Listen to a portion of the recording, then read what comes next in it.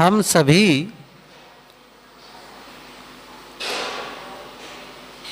जो नहीं कर सकते और यदि वह काम नहीं करते हैं तो हमारे लिए लोग क्षमा कर देते हैं। मैं फिर से कह रहा हूँ, जरा ध्यान दें मैं क्या कह रहा हूँ इसको। हम जो नहीं कर सकते हैं यदि उसे नहीं करते हैं तो फिर समाज के लोग हमारी क्षमा करेंगे, लेकिन जो कर सकते हैं उसे भी नहीं करते। जो हम कर सकते हैं उसे भी नहीं करते तो हम एक अपराधी कहलाएंगे। जो नहीं कर सकते हैं उसके लिए तो कोई बात ही नहीं है। अब आप और हम देखें कि हम क्या कर सकते हैं। मैं व्यवहारिक बातें पर तो ज़्यादा नहीं कहूँगा इस समय, क्योंकि आप देखें इस चीज़ को, छोटा सा भी जंतु है ना, बहुत छोटा कीड़ी या फिर ज़मीन में रहने वाला, ज़मीन के नीचे रहने वाला लंबा लंबा जो होता नहीं है, मिट्टी खाने वाला, टेप वर्म, केंचुआ कहते हैं हम लोग, वो, और बड़ा विशाल हाथी अपने ज़रूरत के लिए खुद मेहनत कर लेते हैं, किसी के भरोसे नहीं रहते। वो आप देखें चींटी को किसी के भरोसे, या किसी मंदिर में जाकर प्रार्थना करते कि मेरे जीवन गुजर की व्यवस्था करो, मेरी सुरक्षा की व्यवस्था करो। किसी को देखें, उसी जंगल में शेर होता है, उसी जंगल में हिरण होती है, लेकिन सब अपने लिए भोजन की व्यवस्था और अपनी सुरक्षा की व्यवस्था स्वयं करते हैं, दूसरे के भरोसे नहीं करते। और एक हम इंसान किसके भरोसे बैठे हैं? दूसरों के भरोसे। सही है ना? जबकि हम इतने श्रेष्ठ प्राणी हैं, सबसे बुद्धिमान, समझदार, जिसमें सोचने की सबसे ज़्यादा क्षमता है, करने की शक्ति बहुत है, और इतना ही नहीं कि हमारे पास शरीर है, हमारे पास यंत्र भी बहुत है। यंत्रों का प्रयोग करके हम अपनी शक्ति को और अधिक बढ़ा सकते हैं। एक हिरण हो, शेर हो, चीता हो, दौड़ेगा तो उनकी अपनी क्षमता है।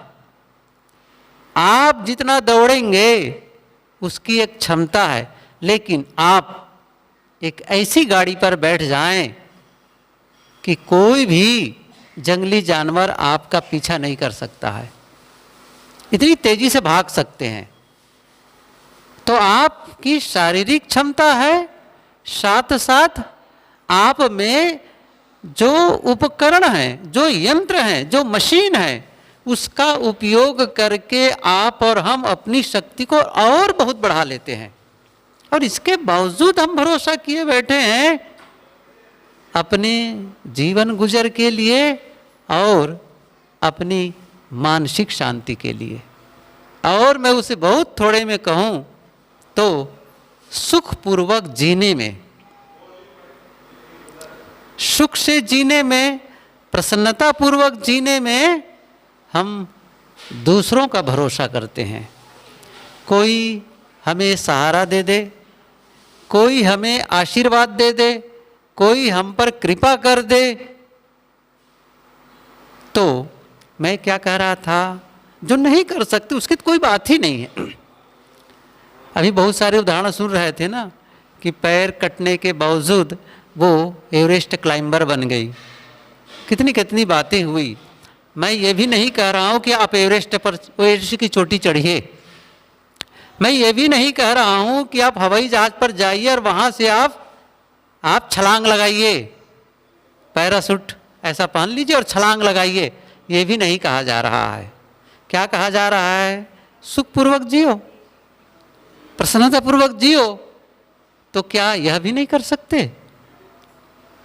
आप प्रसन्न रहें, दूसरों को प्रसन्न बना सकें, दूसरों की प्रसन्नता में सहयोग कर सकें, आप अपने भोजन की व्यवस्था कर सकते हैं और आपके जो फैमिली मेंबर हैं, आपके जो परिवार हैं, उनके खाने पीने की व्यवस्था कर दें और उनके साथ में एक सुंदर सा बर्ताव करने लग जाओ। कौन सा दंड है आपके लिए? कौन सा अपराध है? कुछ भी नहीं है। लेकिन हम इसी बात को लेकर के कितना दुखी और अशांत रहते हैं। और ज़्यादातर देखा जाए तो केवल वो भोजन के लिए नहीं, ये समस्या हमारे जीवन में, आप देख लीजिए आपके जीवन में, अभी आप बैठे और देखिए मेरे जीवन में कौन कौन सी समस्या है, तो बहुत कम लोग होंगे जिनके लिए भोजन की चिंता होती होगी। मैं इसलिए कह रहा हूँ कि आप मेहनत तो कर लेते हैं ना भाई। और कई बार मैंने ये उदाहरण दिया है, कहा है कि आदमी भीख मांग करके जीवन गुजर करता है। कई ऐसे भिखारी हैं जिनसे आप परिचित भी होंगे, कई वर्षों तक जीते हैं, कई वर्षों तक जीते हैं और कैसा, वो मांग करके खा लेते हैं। अब आप मेहनत करेंगे, भोजन तो मिल ही जाएगा, कपड़े की व्यवस्था कर ही लेंगे, रहने की व्यवस्था कर ही लेंगे। ये समस्या नहीं है। समस्या क्या है? भीतर का है, वो है मानसिक समस्या। उस मानसिक समस्या को समझना और उससे पार जाना, ये हमारी एक बहुत बड़ी जिम्मेदारी होती है, बहुत बड़ी जिम्मेदारी होती है। हमारे भीतर अच्छाइयाँ हैं, हमारे भीतर गलतियाँ हैं, गुण हैं, अवगुण हैं। हमारे भीतर गुण हैं, अच्छे गुण हैं और उन गुणों को विकसित करना है। हमारे भीतर अवगुण भी है, हमारे भीतर ऐसी भी क्षमता और योग्यता है कि हम बहुत गलत कर सकते हैं। और मैंने कई बार ये बात कही है, हम में सोचने की क्षमता है, बोलने की क्षमता है, करने की क्षमता है। और यदि हम जो सोचते हैं ना, गलत सोचने लग जाएं तो बहुत गलत सोच सकते हैं। इतना गलत सोच सकता है आदमी कि जो सोच रहा है ना, और कितनी देर में, बस 10 मिनट में, 5 से 10 मिनट में इतना हम गलत सोच सकते हैं जिसे हम अपने मित्र को भी नहीं बता सकते, अपने घर के लोगों को भी नहीं बता सकते। इतना गलत सोच सकते हैं। लेकिन हम अच्छा भी सोच सकते हैं, क्योंकि सोचने की क्षमता है।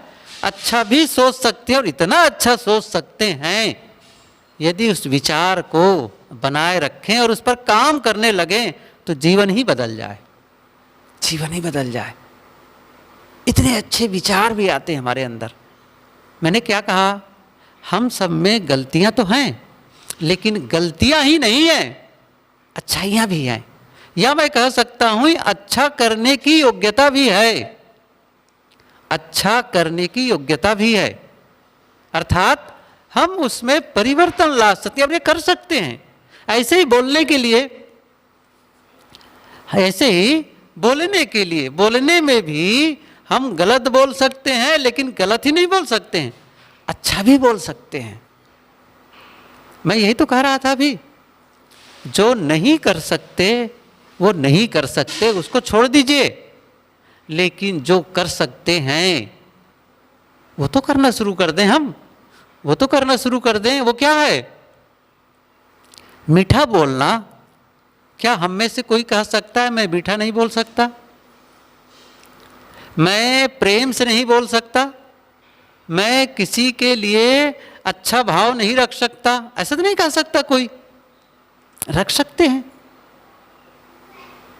किसी के प्रति सहयोग का भाव, सहयोग करने का काम, एक छोटे छोटे काम जो सचमुच हम कर सकते हैं, सेवा का काम, सहयोग का काम, अच्छे शब्दों का प्रयोग, किसी को सम्मान देना हो, किसी का सहयोग करना हो, किसी की गलतियों को इग्नोर करना हो, क्षमा करना हो, ये छोटे छोटे काम ही तो कर सकते हैं हम। कैसे नहीं कर सकते हैं? और जो कर सकते हैं ना, उसको भी नहीं करते हैं। बस यही समस्या हमारी है। और हम अपने भीतर में ऐसी गलत परिस्थिति बनाते, ऐसी गलत मना स्थिति बनाते चले जाते हैं कि हम अंदर से स्वयं दुखी रहते हैं, स्वयं अशांत रहते हैं और दूसरों को भी तकलीफ देते रहते हैं, दूसरों को भी अशांत बनाते चलते हैं। और एक पूरा सर्कल, एक पूरा वातावरण हम पूरा विषाक्त बना डालते हैं। जैसे कोई एक गैस, एक जहरीली गैस कोई छोड़े तो सभी का दम घुटने लगेगा। ऐसे ही कोई एक आतंकवादी आ जाए, हम बंदूक, एक हाथ में बंदूक हो तो वो केवल खड़ा रहे, बंदूक न भी चलाए, तो भी हम सब दहशत में आ जाएंगे, भयभीत हो जाएंगे, क्योंकि वहाँ से कुछ ऐसा निकल रहा है, उसके जीवन से कुछ ऐसा प्रवाहित हो रहा है जिससे हम सभी भयभीत हो जाते हैं। तो हम खुद भी अशांत रहते हैं, खुद भी दुखी रहते हैं और हम आसपास के वातावरण को भी हम उसी अनुरूप बनाते चलते हैं। उसी को बदलना है। हमारे भीतर में कैसी नकारात्मक बातें आती हैं, और ऐसा नहीं कि वस्तु गड़बड़ है या व्यक्ति गड़बड़ है, नहीं, हमारे ऊपर निर्भर करता है। मैं थोड़ा एक दो उदाहरण दूं, बड़ा सरल ढंग से समझ लेंगे आप। जैसे कोई व्यक्ति कुछ ऐसा उसके पास है, किसी व्यक्ति के पास ऐसा कुछ है, ऐसी कुछ चीज है जो हमारे पास नहीं है, और उसने ऐसा कुछ किया जिससे वो सफल हो गया, और हमारे पास वो अभी नहीं है। मैं दो तीन फिर से बता रहा हूँ। किसी के पास कुछ ऐसी चीज है जो मेरे पास नहीं है, और इसे मैं यदि स्वीकार नहीं करता हूँ तो जानते हैं क्या होता है? मेरे अंदर ईर्ष्या पैदा हो जाती है। किसी के पास है और मेरे पास नहीं है, और उसे मैं स्वीकार नहीं कर पाया, और वहीं से ईर्ष्या, एक जलन शुरू हो जाती है। किसी ने सफलता पाई, किसी क्षेत्र में वो प्रगति की और सफलता पा गया, और वो सफलता मैं नहीं पाया किसी भी क्षेत्र में, लेकिन मैं उसे स्वीकार भी नहीं कर पा रहा हूं, तो क्या हुआ? मैं उससे ईर्ष्या करने लग जाऊंगा। लेकिन मैं किसी के पास ऐसी चीज है जो मेरे पास नहीं है, लेकिन मैं उसे स्वीकार करता हूं, तो अब क्या होगा? अब ईर्ष्या नहीं होगी, अब मैं एक सहिष्णु हो जाऊंगा, मेरे अंदर सहिष्णुता का विकास होगा, एक प्रेरणा मिलेगी। किसी ने एक सफलता पाई और उसको स्वीकार लिया, अस्वीकार नहीं किया। अस्वीकार करने से ईर्ष्या, लेकिन स्वीकार किया तो क्या हो गया? जैसे स्वीकार किया, मेरे लिए एक बड़ी प्रेरणा हो गई। क्या प्रेरणा हो गई? यदि कोई आदमी कर सकता है तो मैं भी तो कर सकता हूं। यदि नहीं स्वीकारता हूं तो क्या हो गया? मैं ईर्ष्या से जलने लगता हूं। दूसरी बात, यदि कोई आदमी जैसा मैं चाहता हूं वैसा नहीं करता, या जैसा मैं चाहता हूं वैसा नहीं करता, या कहना चाहिए वो उल्टा करता है,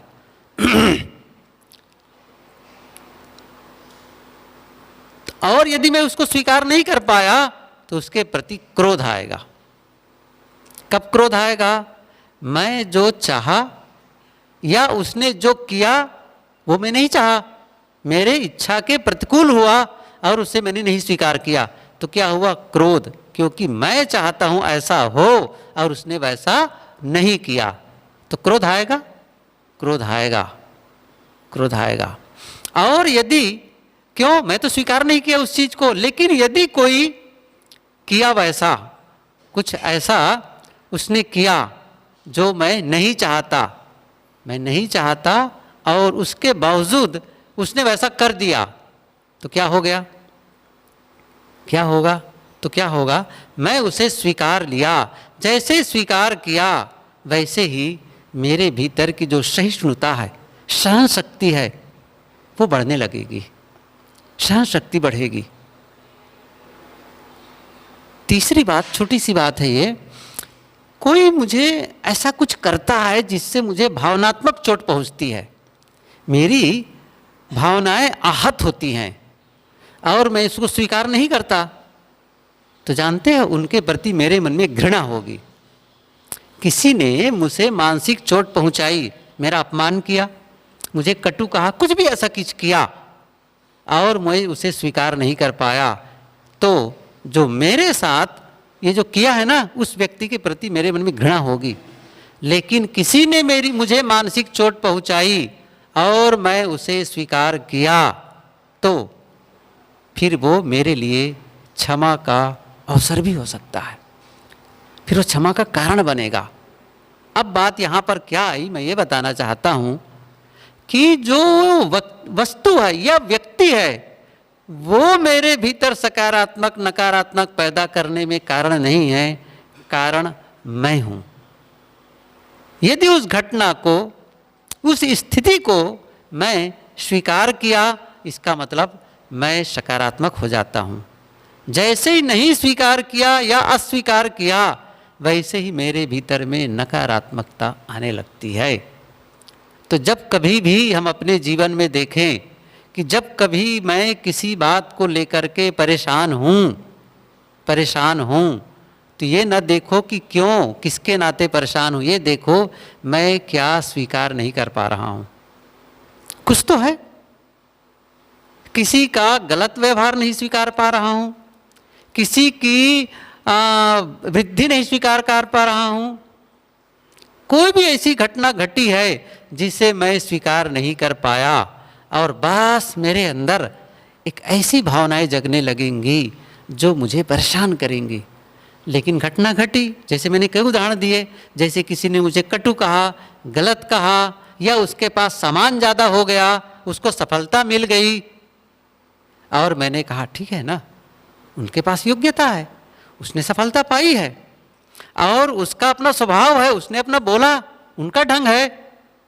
ये सारी चीज़ों को जब मैं स्वीकार लेता हूँ, तो फिर मैं बिल्कुल सकारात्मक रूप में रहता हूँ, और मैं ऐसी स्थिति में अपने भीतर की शांति की मैं सुरक्षा कर पाता हूँ, अपनी प्रसन्नता की मैं सुरक्षा कर पाता हूँ। हम यही नहीं कर पाते। मैं यही शुरू में क्या कहा था, जो हम कर सकते हैं उसे भी हम नहीं करते हैं। यदि ये कर सकें, कोई मना थोड़ी कर रहा है, प्रगति के लिए कोई मना थोड़ी कर रहा है, आपके लिए अवसर खुले हुए हैं। आप ईर्ष्या में क्यों अपने समय को बर्बाद कर रहे हैं? आपको प्रेरणा, देखो आदमी कर लिया है तो मुझे भी तो अवसर मिलता है करने के लिए। और फिर क्या मेरे अनुसार सभी लोग काम करेंगे? उसने नहीं किया मेरे अनुसार, उसका अपना ढंग है। अब इस बात को मैंने स्वीकारा नहीं, बस मेरे अंदर क्रोध जगा। क्यों क्रोध करूं? मैं भी तो सबकी बातों के अनुसार, सबकी इच्छाओं के अनुसार काम नहीं कर पाता हूं। आखिर आप देखें, लोग आपको अपने अनुसार कराना चाहते हैं, मुझे अपने अनुसार कराना चाहते हैं। मैं कहता मैं नहीं करूंगा, मैं अपने ढंग से करूंगा, तो मैं भी तो अपने अनुसार करता हूं, तो दूसरा भी तो स्वतंत्र है अपने अनुसार करने के लिए। और इस बात को क्यों स्वीकार नहीं रहे हैं? क्यों क्रोध कर रहे हैं? क्रोध न करें, सहन क्षमता को बढ़ाएं। नहीं, ये काम कर सकते हैं।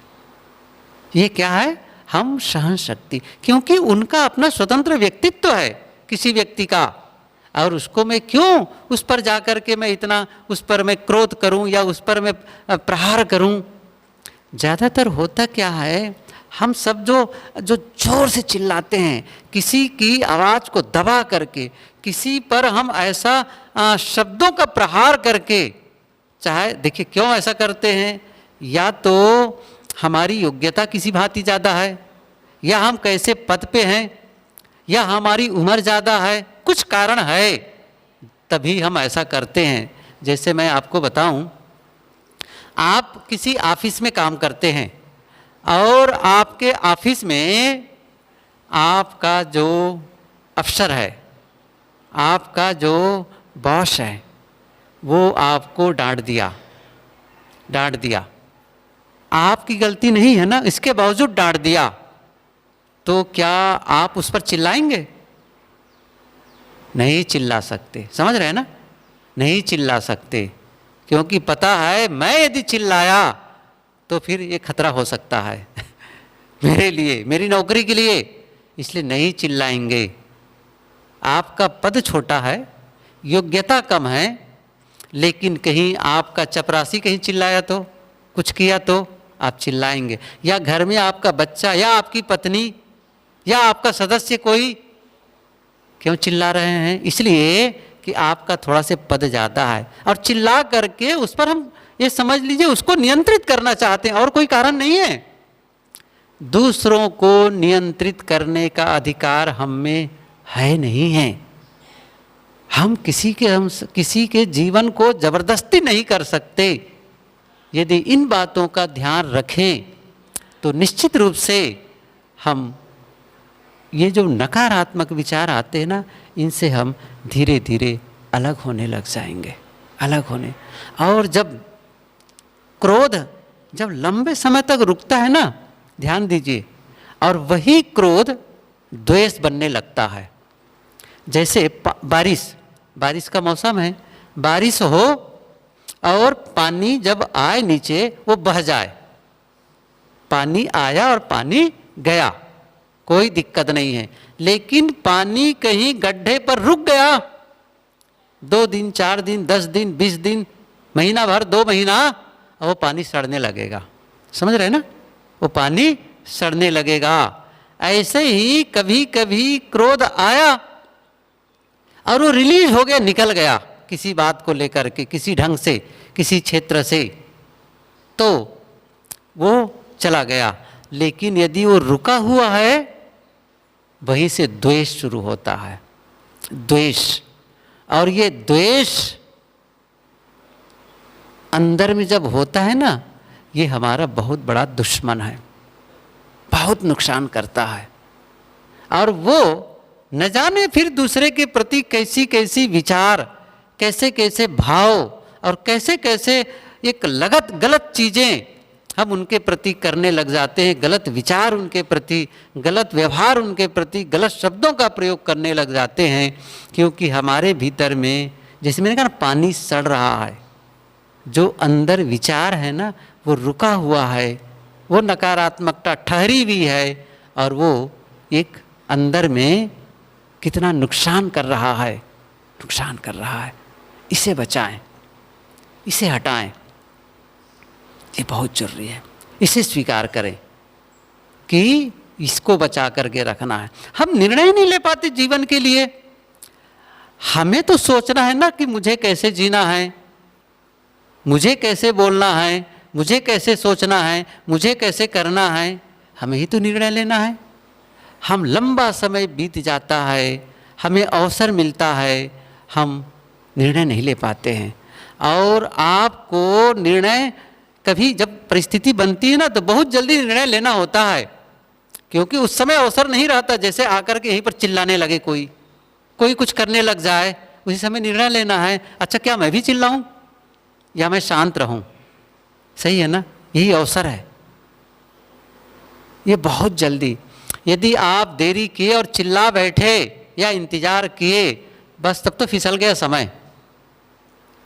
हमारे पास अवसर होते हैं, हमें निर्णय लेना चाहिए, और हम चूकते इंतजार करते हैं कोई ऐसा करे, कोई वैसा करे। नहीं, इंतजार मत करो। जीवन बहुत कम अवसर देता है विकास के लिए। हम विकास करें, अपना आंतरिक जो शांति है ना उसको विकसित करने में, आंतरिक प्रसन्नता है उसे विकसित करने में हम टाले मत। अभी समय है मेरे पास में, मैं ये कर लूँगा तब होगा, वो कर लूँगा तब होगा, ये व्यवस्था बाकी है, वो काम बाकी है। वो सारे काम होते रहेंगे।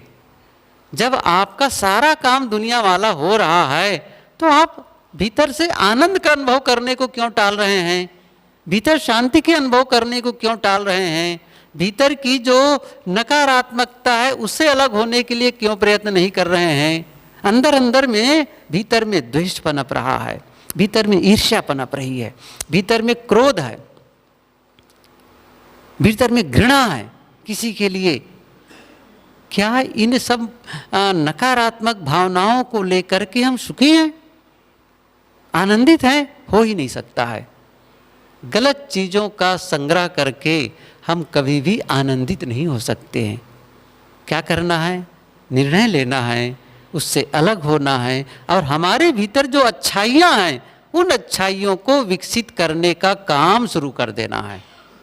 इंतज़ार नहीं करना है कि हम वो आदमी तो वही कर रहा है, आज वो बदलेगा तब मैं बदलूं।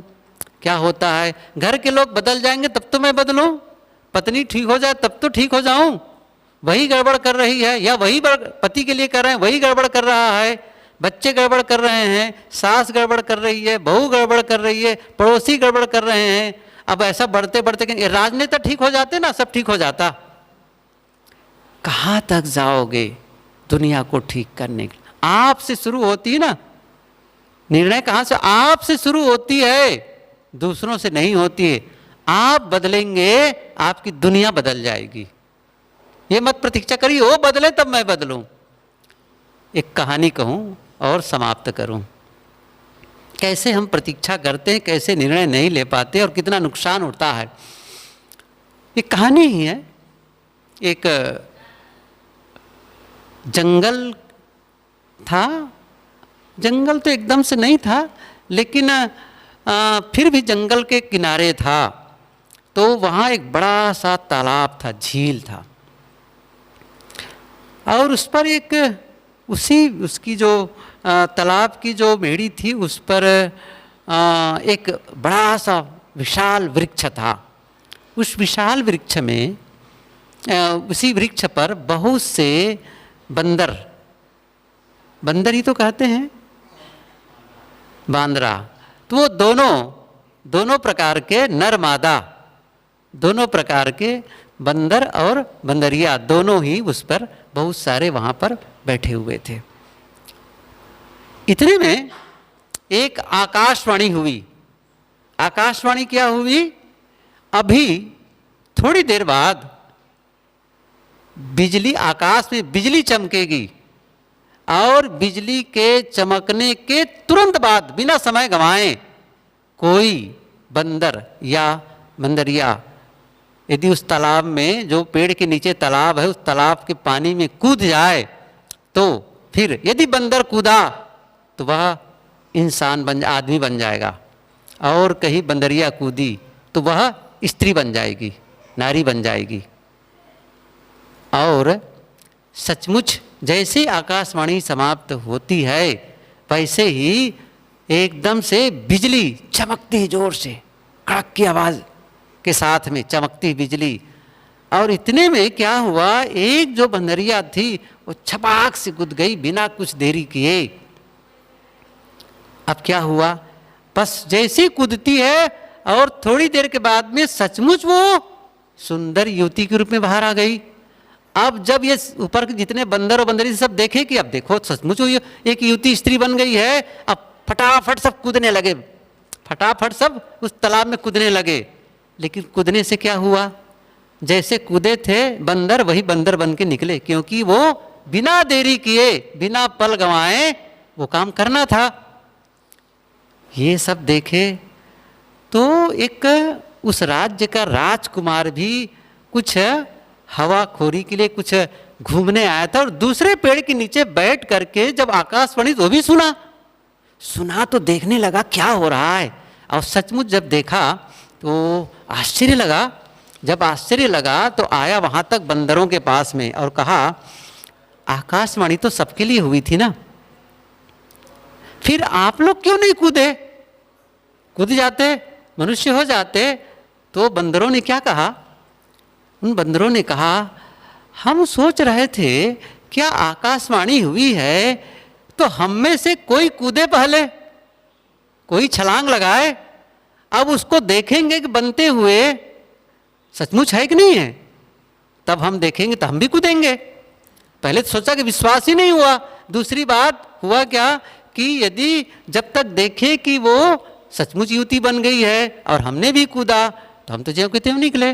क्यों? तब तक समय बीत चुका था।